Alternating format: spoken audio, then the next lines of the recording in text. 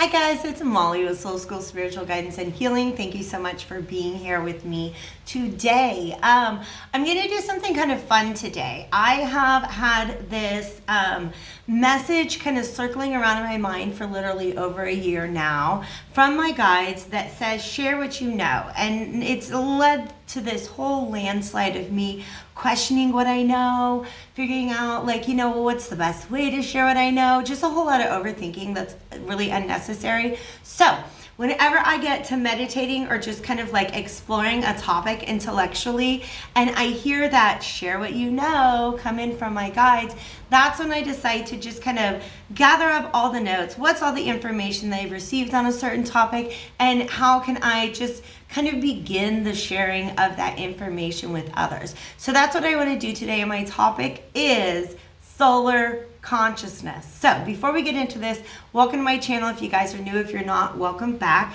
We're getting on the woo-woo train today. Real quick, I do want to give you a follow-up if you watched my last reading where I talked about connecting with nature spirits. I did take a trip out to the ruins. I did perform the ritual that I felt was necessary in order to sort of make amends with the protective spirits of that area that I felt I had offended.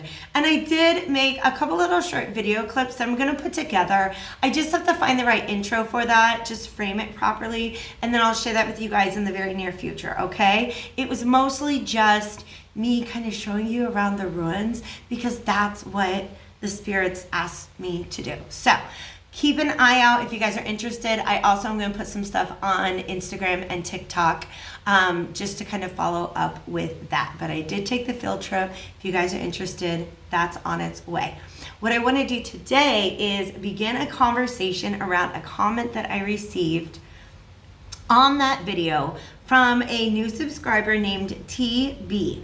And she says, this person, I don't know if it's a she, I don't know why I wanted to attribute a feminine pronoun to that. This particular viewer says, I have been receiving Eye of Horus and Sun God synchronicities lately. So I'd like to pull that thread and ask you for guidance on where to learn more. To which I replied, thanks for being here. If you have not read the raw materials, let me grab a book and show you guys what I've been working with.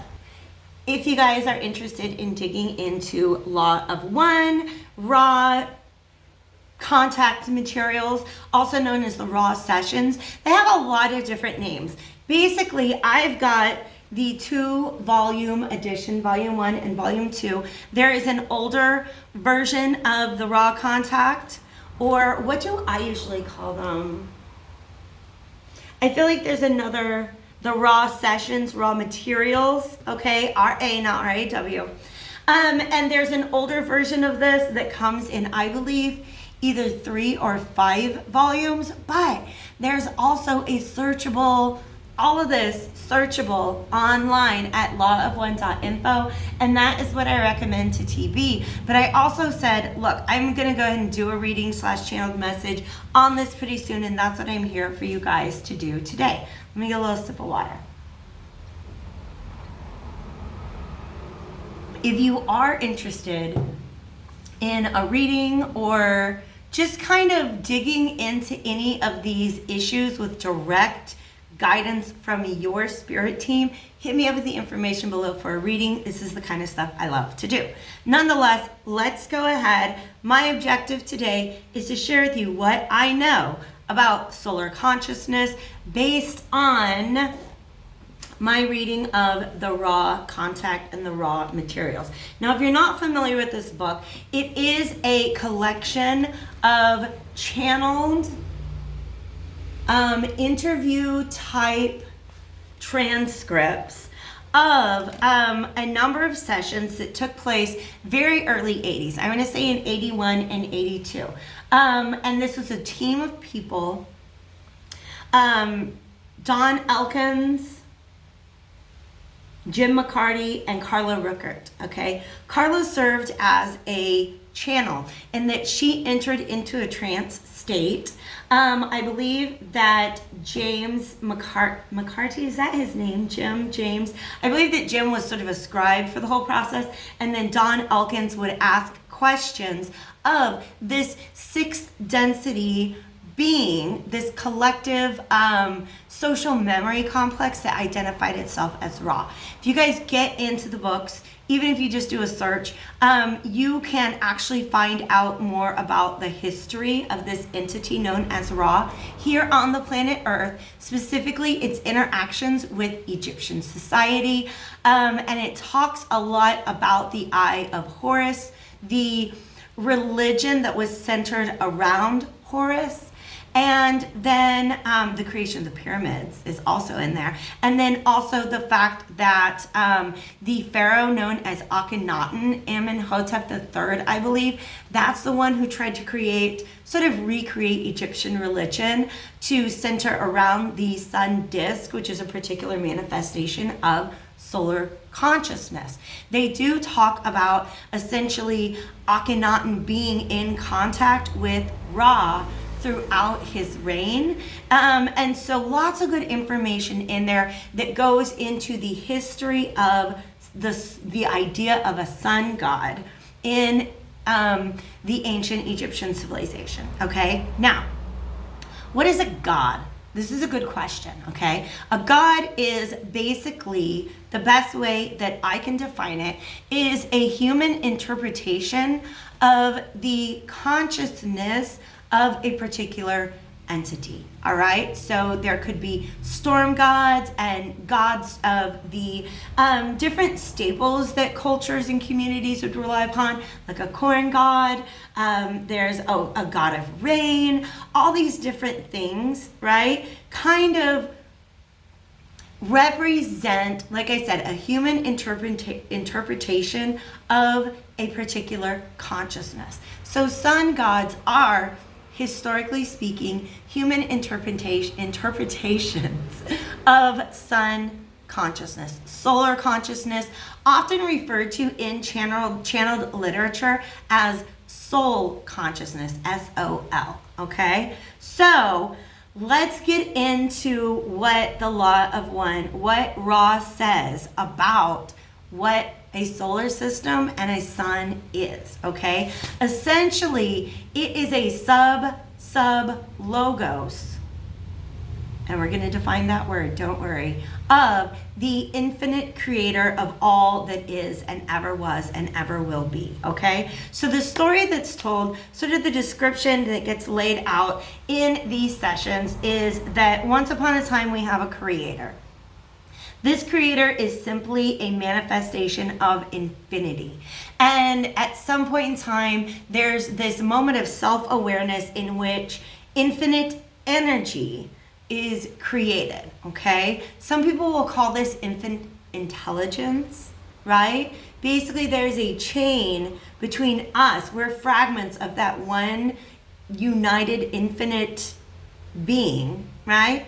And we're fragments of that can actually trace our lineage back to the original moment of creation through the sub-logos, okay? I'm already confusing people, aren't I? All right? So what is a logos? The logos is essentially the focus, and this all comes from session number 13, which in this set is going to be in book 1, okay?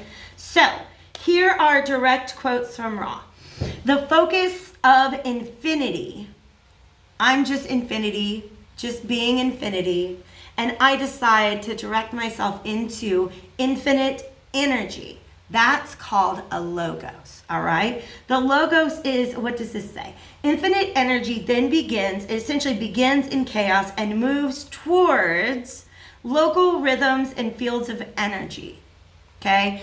This rhythm, this particular way of flowing is what is called a logos, all right? It's sort of, you can think of it as what are the overarching laws that belong to this particular fragment of the whole, okay? So we're gonna begin by calling that first fragmentation, that first set of entities that are created once the one and all that ever is and ever was began to fragment.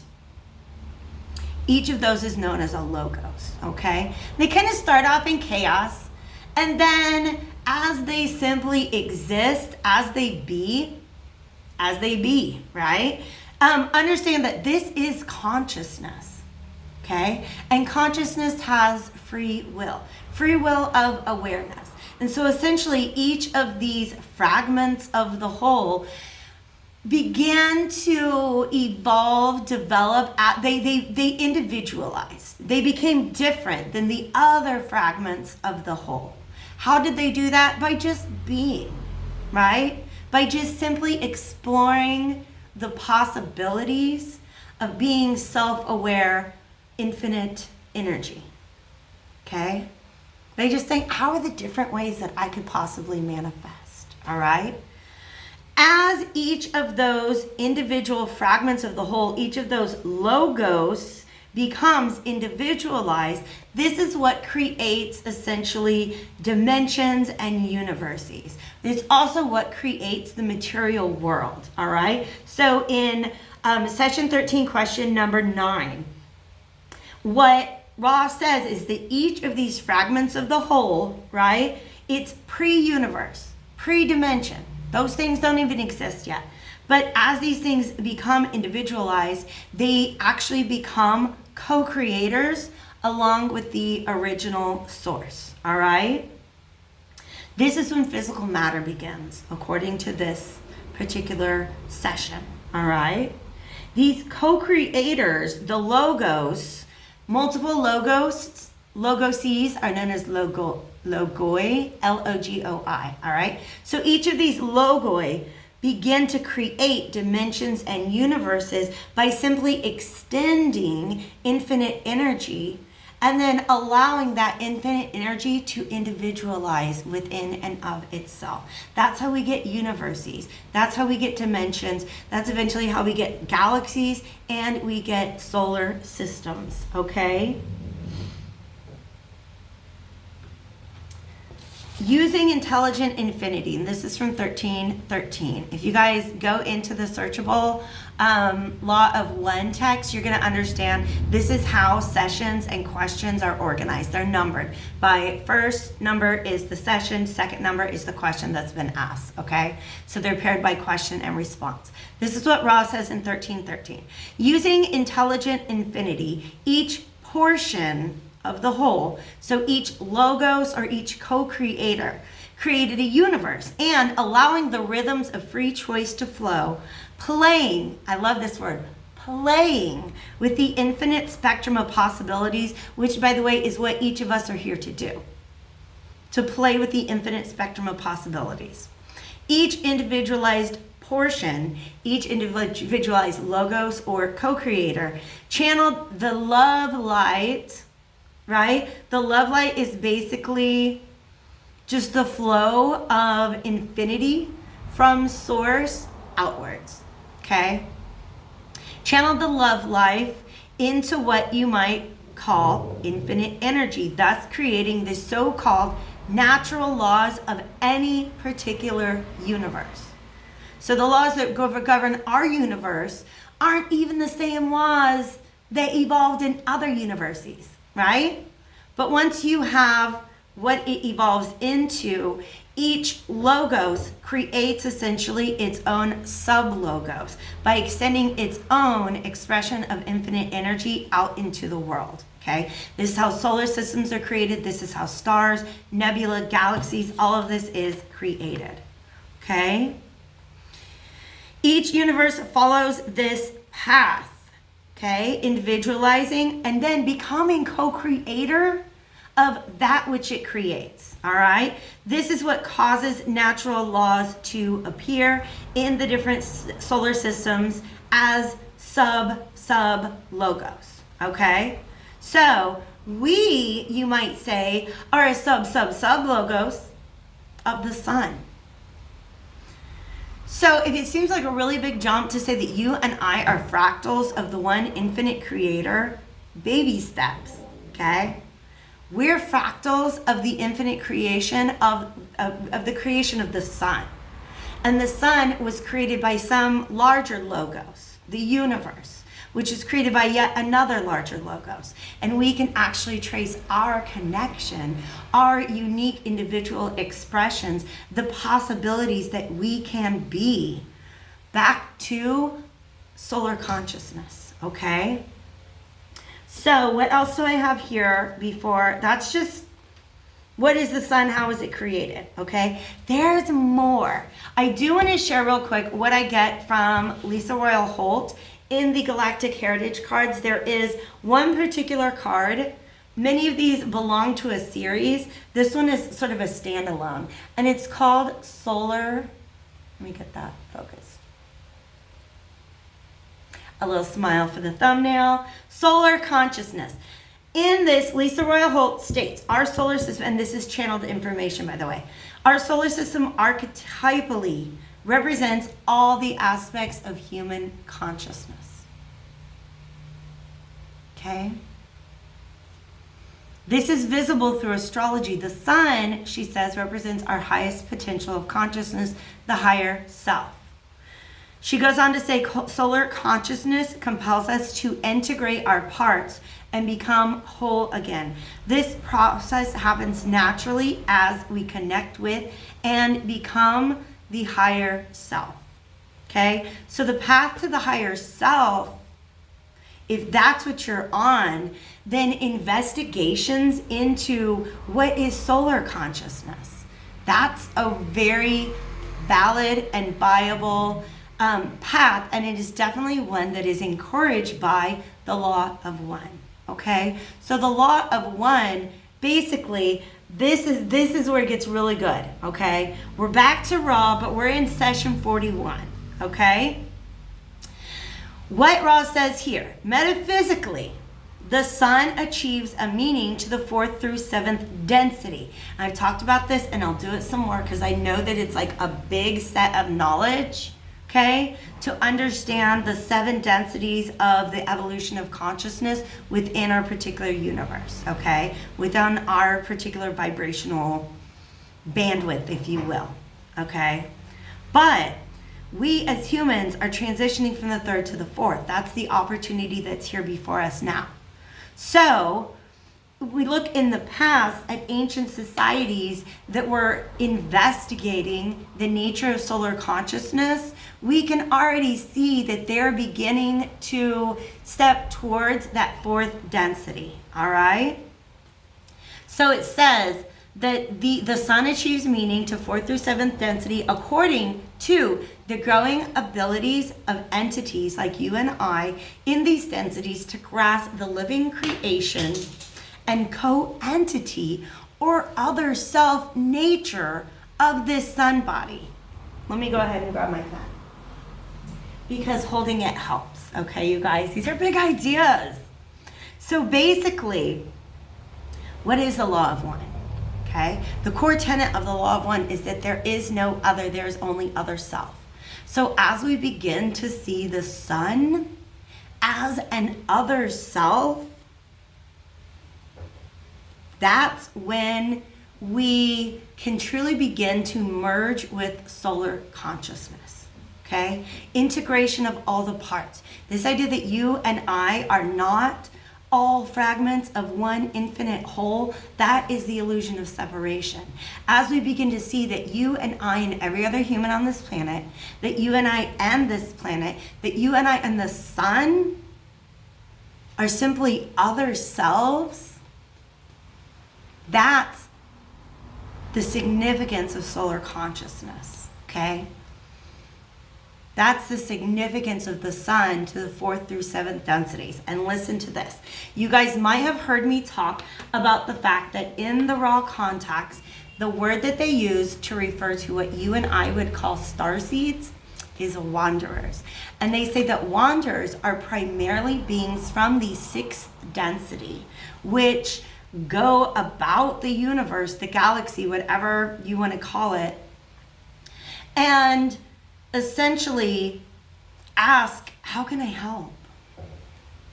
How can I help this planet in their spiritual evolution? How can I help that civilization in their spiritual evolution? Okay? And so you can hear about the history of the wanderers and how they came down essentially as, like Amenhotep, what are the words coming out? Amenhotep the third was one of these wanderers, right? But the bottom line, the point I'm trying to make is that if you identify as a wanderer, a starseed, 6th density is where we came from, okay? So check this out. As we evolve through these different vibrations, 3rd to 4th, 4th to 5th, 5th to 6th, okay? By the 6th density, and this is back in 41, question number 4, all right, from the raw materials. By the 6th density, the sun may be visited and inhabited by those dwelling in time-space, and may even be partially created from moment to moment by the processes of 6th density entities in their evolution. So let's imagine we're not 3rd, we're not 4th, we're not 5th, we're 6th density entities. We can just go live with the sun. Just go be a part of the sun. But not only that, we can take our energy and manifest the light that the sun emits. Let me get deeper into this. So the questioner, Don Elkins, asks, in your last statement, did you mean that 6th density entities are actually creating the manifestation of the sun? Can you explain what you mean by that?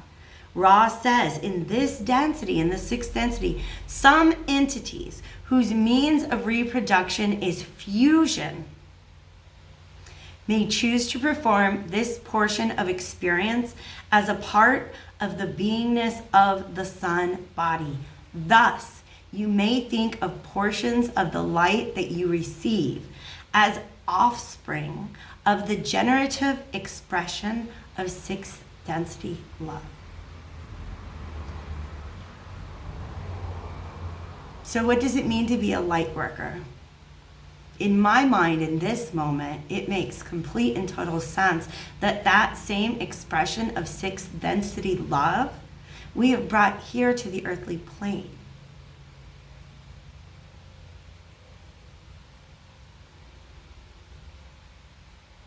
And that's what it means for us to be light workers. So, as you contemplate sun gods, the Horus symbolism, any other sort of solar deity back throughout the history of mankind, understand that this is the same quest that we're on now.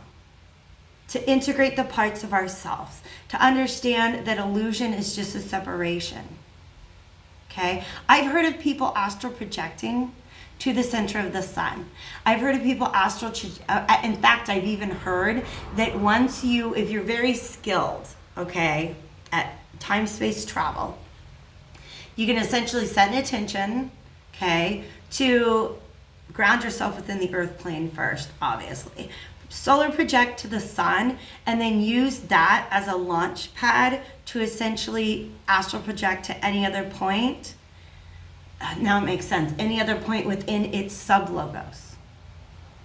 So other stars, other solar systems, other galaxies.